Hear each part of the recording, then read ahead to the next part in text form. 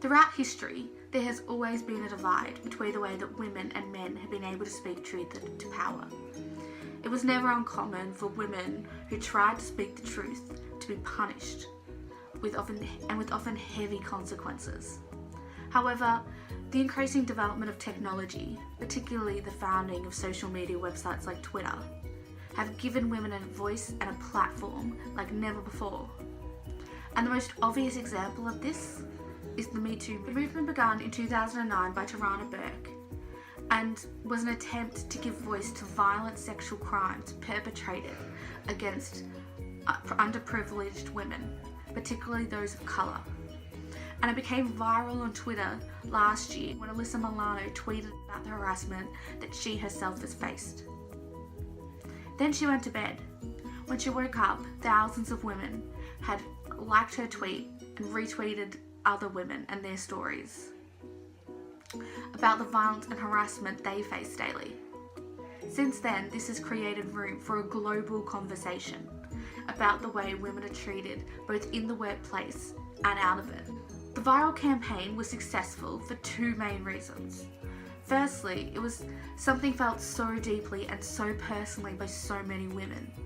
Lindy West, columnist for the New York Times, said that we are seething at how long we have been ignored, seething for the ones long ago punished for telling the truth, seething for being told all our lives that we have no right to seethe. She points out in the article that throughout pop culture history, women who have been publicly angry or who have demanded to be heard are blacklisted. Britney Spears, Sinead O'Connor, the Dixie Chicks, all amongst the fallen. The second reason is the way that social media has been used as the battlefield for the feminist movement. In the past, women were silenced when they tried to seek media attention. Ronan Farrow, an investigative journalist, has uncovered the catch and kill policies that many news organisations have adopted, which is that they buy a story and then they just don't print it. And when you stop and listen to the many accounts of the way powerful men in the media industry have treated women, it's no surprise.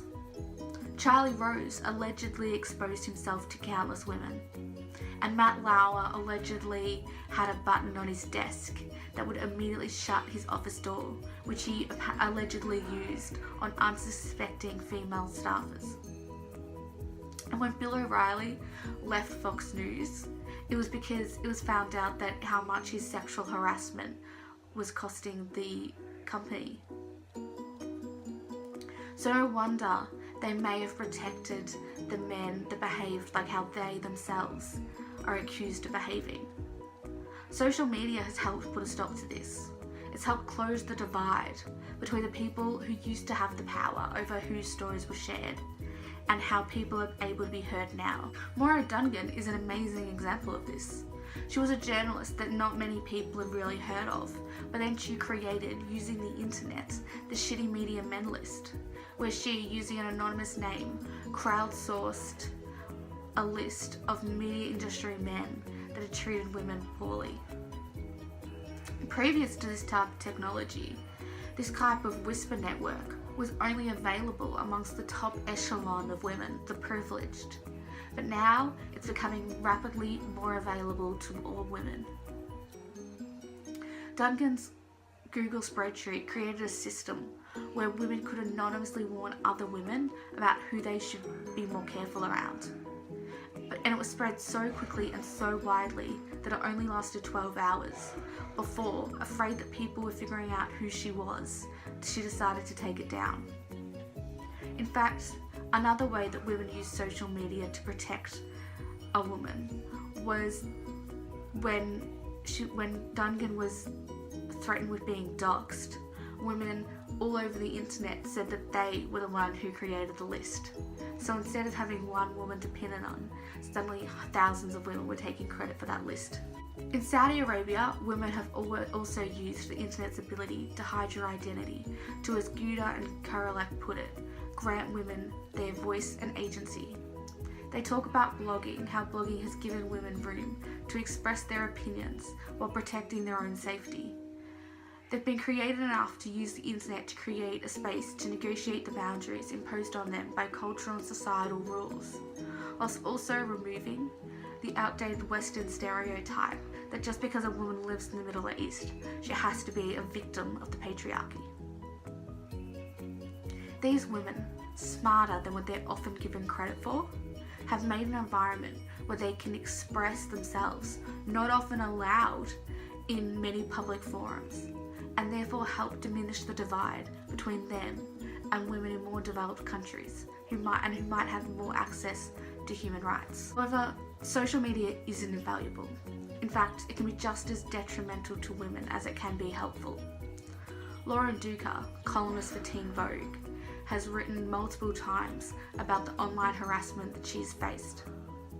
In one article titled "We Need to Talk About Online Harassment," Duca talks about the vile messages she's been sent online since she's become a more well-known journalist. 7 months previous to the article, a CEO, Martin Shkreli, had been banned from Twitter for just the kind of vile harassment that she received.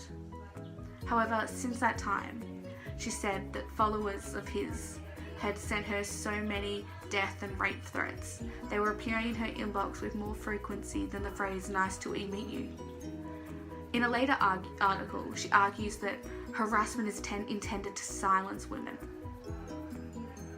making the cost of speaking out so great that women feel like shutting up is the easiest option. She says that social media is intended for human use, and therefore compassion should be laced into its design. We can agree that there are parts of social media that are simply awful, whilst also acknowledging that there are parts of new technology that create a safe space where women can speak their truth. And it's hard to tap down on one and not curtail the other. But I do believe it's possible. There are lots of divides in this world, lots of ways that women find themselves separated from each other, from other genders. Let's try and stop this from being another.